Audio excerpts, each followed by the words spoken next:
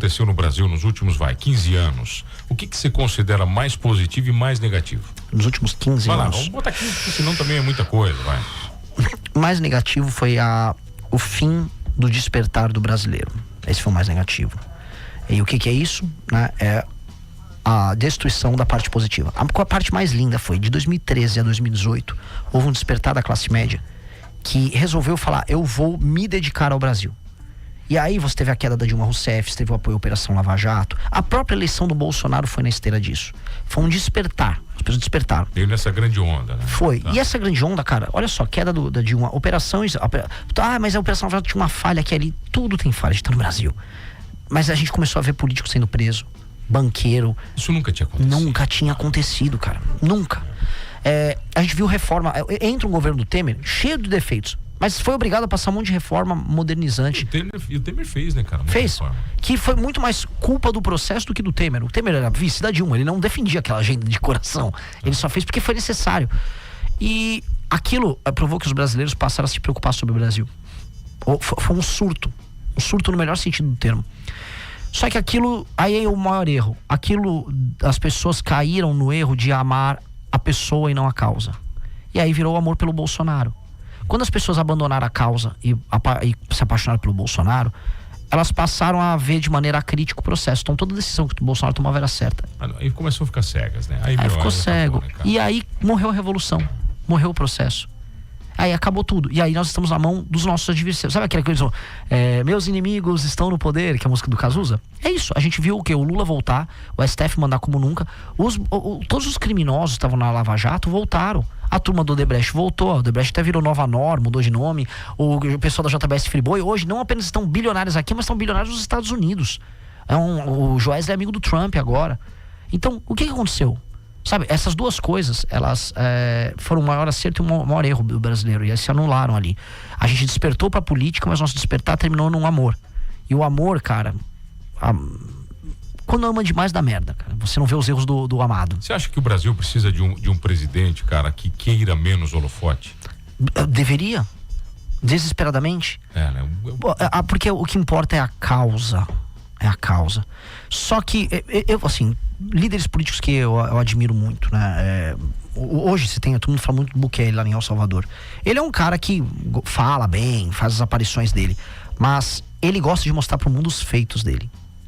Então não é sobre o discurso que ele deu, é sobre o centro de San Salvador que ele recuperou. Não é sobre o jeito engraçado dele falar na câmera, é sobre a prisão que ele fez e a resolução do crime. Não é sobre, sei lá, como ele e a esposa dele são cristãos, sabe? Aquelas demonstrações públicas de virtude. É sobre o novo sistema de saúde totalmente integrado com a tecnologia que ele fez. Eu acho que falta isso, não só no Brasil, mas na América Latina como um todo. E eu acho que falta um tipo de liderança assim, cara, me reconheça pelos meus feitos. Veja, não quero me alongar muito, mas é muito interessante. O grande líder clássico na antiguidade, que a gente se lembra até hoje. Quem a gente vai lembrar dos grandes líderes políticos na antiguidade? Júlio César, Alexandre, né? Qual é o papel? Por que eles queriam ser grandes? Porque eles tinham feitos muito grandes. Todos os homens da antiguidade queriam conquistar uma batalha maior do que eu. Era conquista, era colocar o nome na história por ter feito algo.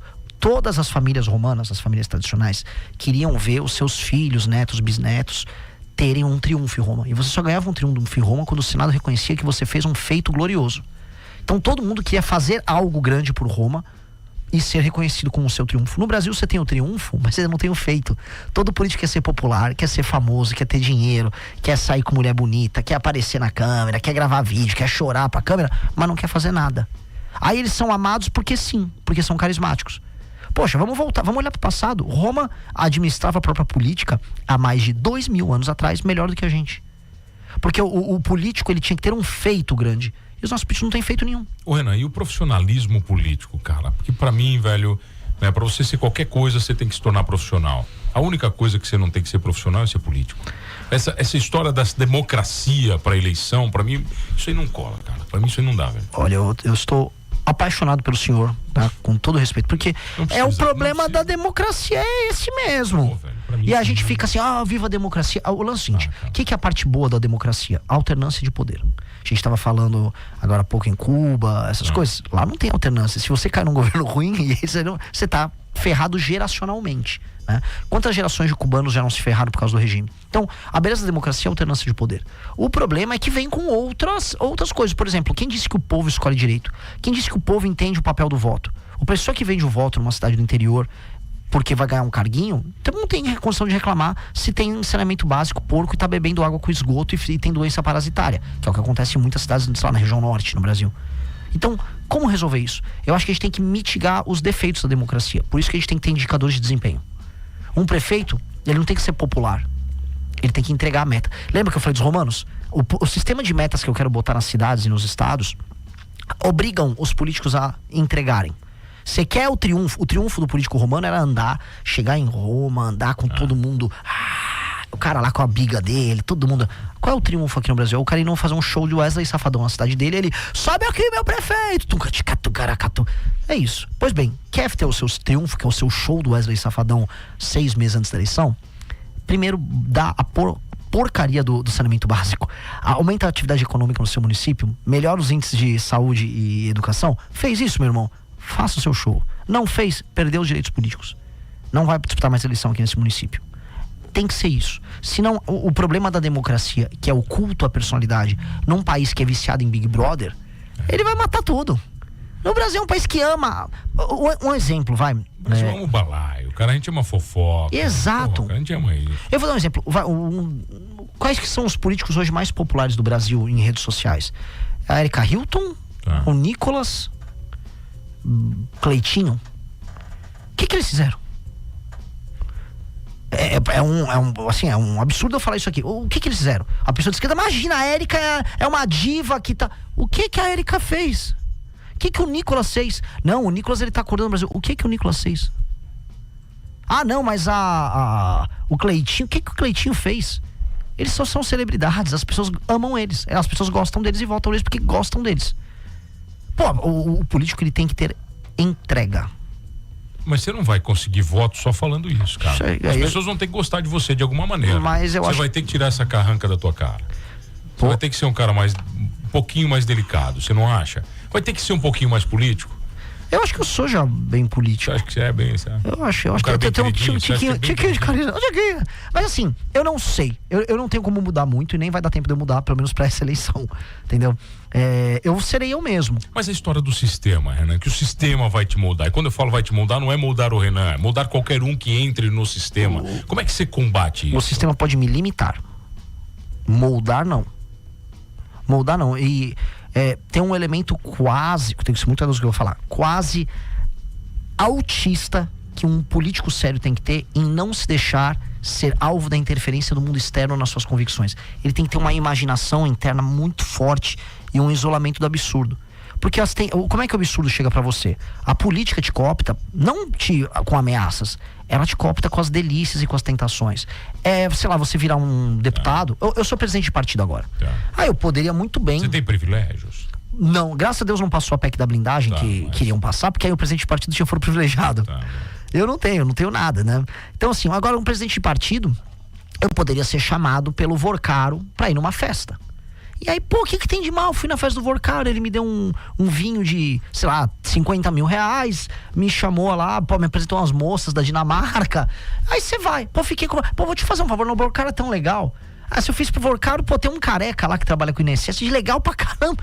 Aí você vai se enredando pelo prazer, porque a política te seduz pelo prazer. Chega uma hora que eu acho que não é mais a grana, velho. Não, tem cara que tem muita grana e não é mais a grana. Não é só a grana. Não é só, né? Mas Chave, acho que chega uma hora esse jogo do poder, ele te seduz tanto que você quer cada vez mais. É um jogo de status, porque é um jogo de elites. Quem pode mais, quem pode exato, mais, né? É um jogo de status. A cobrança do favor. Exato. A entrega do favor. Exato, o ego, a vontade de ser o cara. E essas pessoas, elas são elites porque sim, elas não sabem o motivo de ser elites. Desculpa fazer as comparações com Roma, mas é uma delícia. Imagina se Roma fosse administrada pelos políticos brasileiros, com os inimigos externos que tinham com o império para governar. Lá em Roma, as famílias brigavam, igual as famílias brigam aqui, os presidentes de partido, a elite briga, pra ver quem tinha mais espaço pra, sei lá, derrotar Cartago, pra participar de uma guerra e ter acesso maior ao Mediterrâneo. O pessoal do Rio de Janeiro não tava preso, tava no Coliseu, né? Essa aqui foi uma ótima analogia.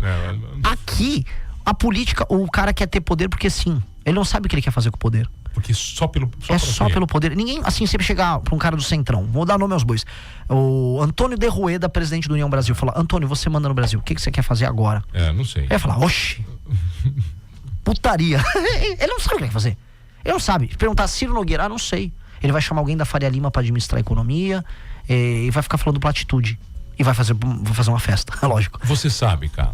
Eu cabo a rabo tudo que você quer fazer. Eu não tenho condição de dizer aqui pra você que eu sei tudo, porque ninguém tem resposta pra tudo. Agora eu tenho como dizer que eu tô estudando mais do que todo mundo. Isso sim. Porque a boa parte das ideias que a gente tem que ser testadas e elas têm que ser validadas através da realidade. O que eu tenho é muitos estudos e muitos planos e projetos que deram certo em outros lugares do mundo. Alguns deram certo já no Brasil, que foram executados e que têm resultados claros e que precisam ser implementados. E aí vai a implementação e vai a adaptação. Às vezes uma política que foi feita nos Estados Unidos não vai funcionar aqui. Mas tem um amigo meu vereador aqui, cara, que ele dizia o seguinte: ele viajou muito no primeiro ano, ele foi muito criticado.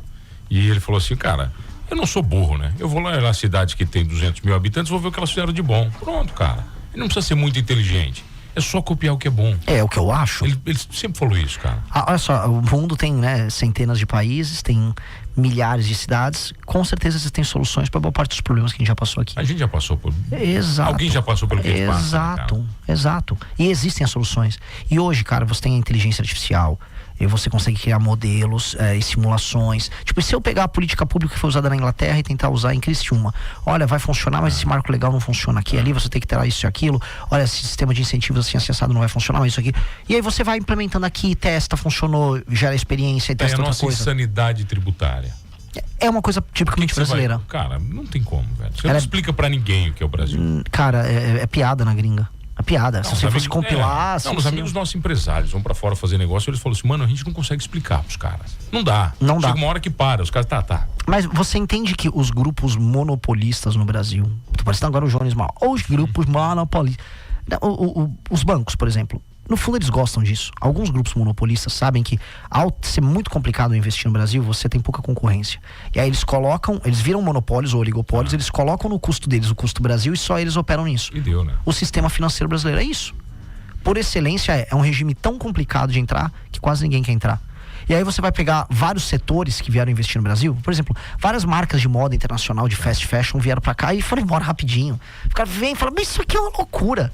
E já sai fora, não aguentam. E agora o que tá acontecendo é empresas brasileiras indo pro Paraguai, né? Porque é muito mais simples. Paraguai agora é o novo destino. Novo destino. Muito empresário brasileiro. Não dá tempo pra mais nada, pra te agradecer. Obrigado pelo carinho.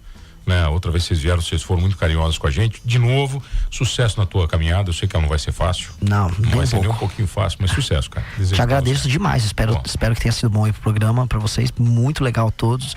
E, obrigado pela oportunidade. Você é demais. Obrigado, meu velho. Quando você estiver em Criciúma, eu faço questão. Vai ser sempre um orgulho te receber. Perfeito. Muito obrigado. Talvez como presidente. Aí mas eu virei. Virei porque eu sou uma pessoa, generosa. Eu quero ver. Pode usar. Obrigado, Renan. Obrigado a você que tá comigo todas as tardes aqui no Manos Radio Show. Não esqueça de uma coisa nesse programa: somos todos humanos, nem todos candidatos a presidente, mas todos humanos. Valeu.